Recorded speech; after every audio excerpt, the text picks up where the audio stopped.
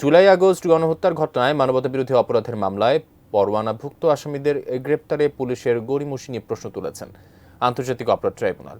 আদালত প্রসিকিউশনকে বলেছেন, আসামিদের গ্রেপ্তারে যাদের গাফিলতি রয়েছে তাদের বিরুদ্ধে ব্যবস্থা নিতে হবে। এখন পর্যন্ত 109 জনের বিরুদ্ধে গ্রেপ্তারি পরোয়ানা জারি হলো, গ্রেপ্তারের সংখ্যা মাত্র 35। এ নিয়ে ট্রাইব্যুনাল সরকার ও রাষ্ট্রপক্ষের প্রতি অসন্তোষ প্রকাশ করেন। এ বিষয়ে আইজির বিরুদ্ধে স্বরাষ্ট্র উপদেষ্টার কাছে অভিযোগ করতে প্রসিকিউশনকে নির্দেশ দেয় ট্রাইব্যুনাল। স্বরাষ্ট্র উপদেষ্টাকে উদ্দেশ্য করে ট্রাইব্যুনাল বলেছেন, তারা সেখানে তামাশা করতে বসেনি।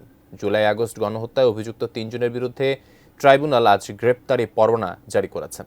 কলেজ শিক্ষার্থী ইমাম হোসেন তাইম হত্যা মামলার 2 আসামি পুলিশের সাবেক সহকারী কমিশনার তানজিল আহমেদ ও যাত্রাবাড়ী থানার সাবেক ওসি আবুল হাসানকে এদিন ট্রাইব্যুনালে হাজির করা হয়।